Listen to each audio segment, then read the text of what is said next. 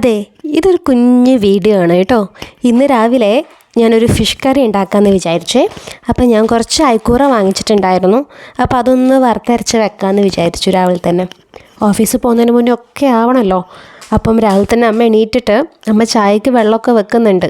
അമ്മയ്ക്ക് രാവിലെ എണീറ്റ ഒരു ചായ നിർബന്ധമാണ് കേട്ടോ. എനിക്ക് പണ്ടേ ആ ശീലമില്ല.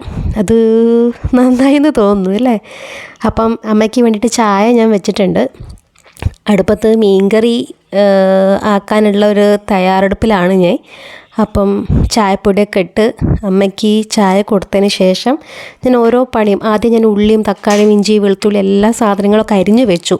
അങ്ങനെ ആകുമ്പം നമുക്ക് ചെയ്യാൻ എളുപ്പമാണല്ലോ.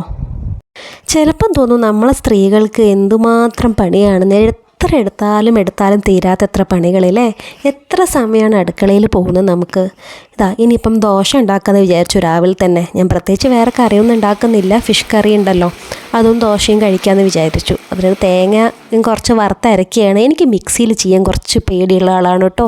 എന്തോ എൻ്റെ വീട്ടിലത്തെ മിക്സിക്ക് ചെറിയൊരു കംപ്ലയിൻ്റ് ഉണ്ട്. അത് പെട്ടെന്ന് ഭയങ്കര ഒച്ചയൊക്കെ ഉണ്ടാക്കും.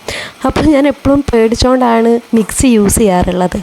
അപ്പം അത് വറുത്തരച്ച് കഴിഞ്ഞാൽ അയക്കൂറ വറുത്തരച്ച് വെക്കുന്നതാണ് വീട്ടിലെല്ലാവർക്കും ഇഷ്ടം കേട്ടോ. അപ്പം ഞാൻ എല്ലാം ഉള്ളിയും തക്കാളിയും ഇഞ്ചിയും എല്ലാം ഇട്ടിട്ട് വറുത്തരച്ചതും കൂടെ തേങ്ങ വറുത്തിട്ട് അതും കൂടെ അരച്ചു പാർന്നു. ഈ പുളിയും കൂടെ പാരുന്നുണ്ട്. എന്നിട്ട് നല്ലോണം തിളയ്ക്കാൻ വെക്കാം.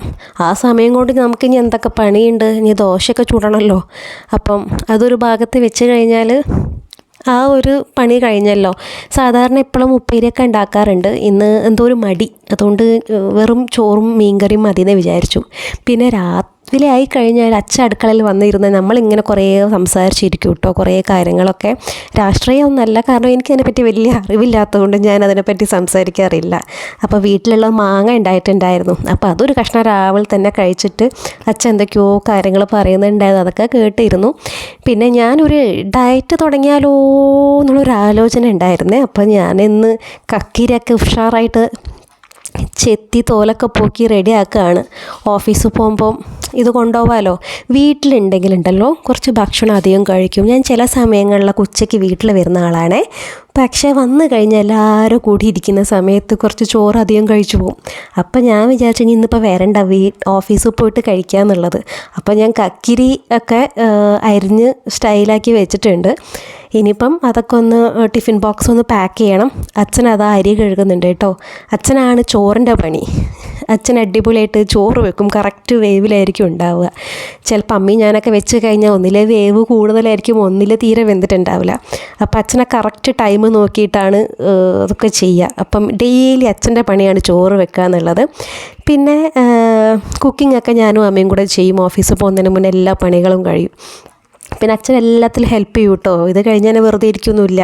അടുത്തതായിട്ട് വേറെ എന്തെങ്കിലും ഡ്രസ്സ് ഉണ്ടെങ്കിൽ അത് ആറിയിടും, എടുത്തുകൊണ്ടൊരു മടക്കി വെക്കുകയൊക്കെ ചെയ്യും. അപ്പോൾ ഓൾറെഡി ലേറ്റ് ആയത് കാരണം കണ്ടോ, ക്ലോക്കിൽ 8:40 9 മണിയാകുമ്പോഴത്തേക്ക് ഓഫീസിലെത്തണം. അപ്പോൾ ഞാനും അമ്മ വേഗം കഴിക്കുകയാണ്. സാധാരണ ഞാൻ കഴിക്കാറില്ല. ഇന്ന് ഫിഷ് കറി ആയതുകൊണ്ട് ഒരു ദോശ കഴിക്കാമെന്ന് വിചാരിച്ചു. അപ്പം കഴിച്ച് കഴിഞ്ഞിട്ട് ടേബിളൊക്കെ നീറ്റാക്കിയിട്ട് വെച്ചിട്ട് വേണമല്ലോ പോകാൻ വേണ്ടിയിട്ട്. അല്ലെങ്കിൽ അത് പിന്നെ ഇരട്ടി പണിയായിരിക്കും. അപ്പം മേശയൊക്കെ ഇതാക്കി വെച്ചിട്ടുണ്ട്. ഇനി പച്ച വന്നിട്ട് കഴിക്കുമെന്ന് പറഞ്ഞു. ഇങ്ങനെയൊക്കെയാണ് നമ്മളൊരു ദിവസം ജോലിക്ക് പോകുന്നത്. എന്തൊരു കഷ്ടപ്പാടല്ലേ. ഇടയ്ക്ക് ചിന്തിക്കുമ്പോൾ ആണായി ജനിച്ചാൽ മതി എന്നുള്ളത്. അവർക്ക് എന്തൊരു സുഖം. രാവിലെ എണീക്കുന്നു, പേപ്പർ വായിക്കുന്നു, ജോലിക്ക് പോകുന്നു അല്ലേ.